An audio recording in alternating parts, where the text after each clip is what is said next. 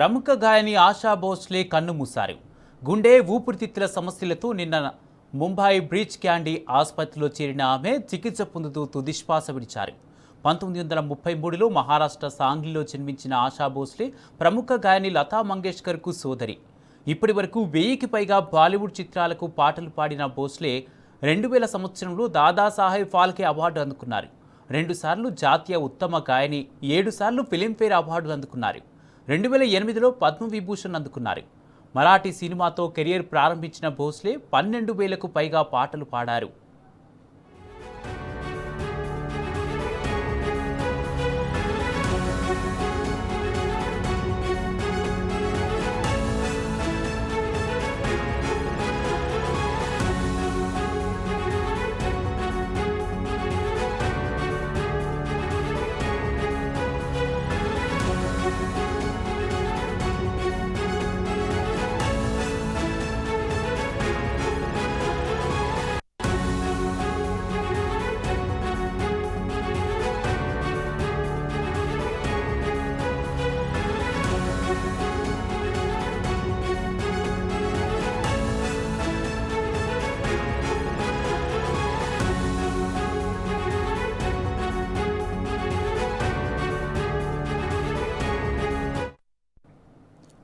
ప్రముఖ గాయని ఆశా భోస్లే కన్నుమూశారు. గుండె ఊపిరితిత్తుల సమస్యలతో నిన్న ముంబై బ్రీచ్ క్యాండీ ఆసుపత్రిలో చేరిన ఆమె చికిత్స పొందుతూ తుదిశ్వాస విడిచారు.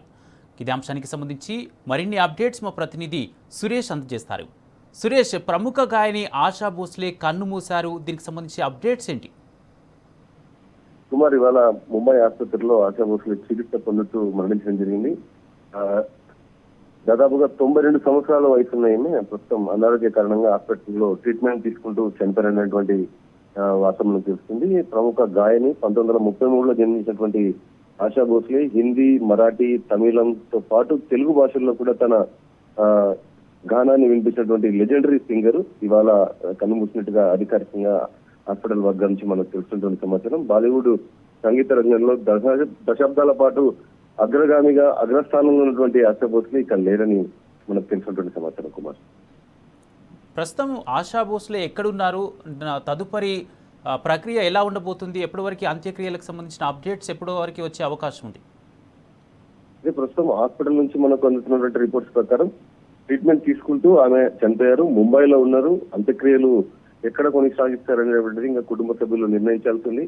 ప్రస్తుతం అయితే ఇకపై ఆశా భోస్లే లేరన్న విషయాన్ని ట్రీట్మెంట్ అందించినటువంటి డాక్టర్లు స్పష్టంగా తెలియజేశారు.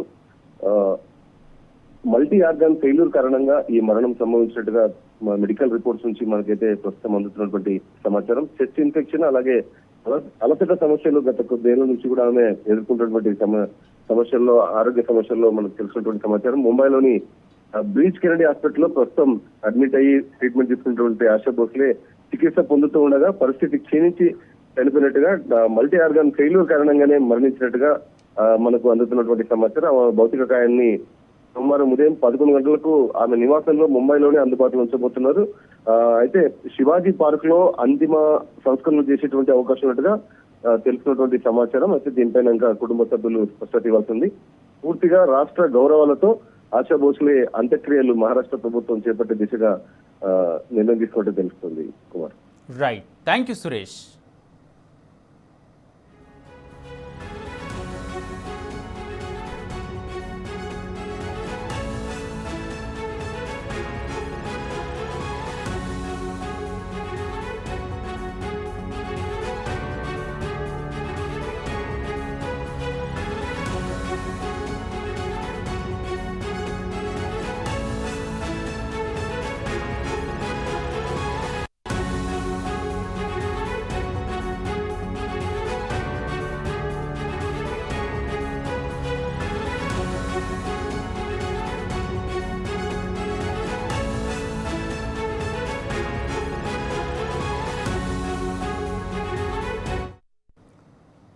ప్రముఖ గాయని ఆశా భోస్లే కన్నుమూశారు.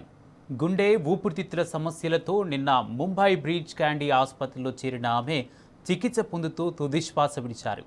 1933లో మహారాష్ట్ర సాంగ్లీలో జన్మించిన ఆశా భోస్లే ప్రముఖ గాయని లతా మంగేష్కర్కు సోదరి. ఇప్పటి వరకు 1000కి పైగా బాలీవుడ్ చిత్రాలకు పాటలు పాడిన భోస్లే 2000 సంవత్సరంలో దాదాసాహెబ్ ఫాల్కే అవార్డు అందుకున్నారు. 2 సార్లు జాతీయ ఉత్తమ గాయని, 7 సార్లు ఫిలింఫేర్ అవార్డులు అందుకున్నారు. 2008లో పద్మ విభూషణ్ అందుకున్నారు. 1943లో మరాఠీ సినిమాతో కెరియర్ ప్రారంభించిన భోస్లే 20 భాషల్లో 12,000కు పైగా పాటలు పాడారు. 1968లో పాలు నీళ్లు సినిమాతో తెలుగు సినీ రంగంలోకి ఎంట్రీ ఇచ్చారు. రేపు సాయంత్రం 4 గంటలకు ముంబైలోని శివాజీ పార్క్లో అంత్యక్రియలు నిర్వహించనున్నట్లు కుమారుడు రేపు తెలిపారు.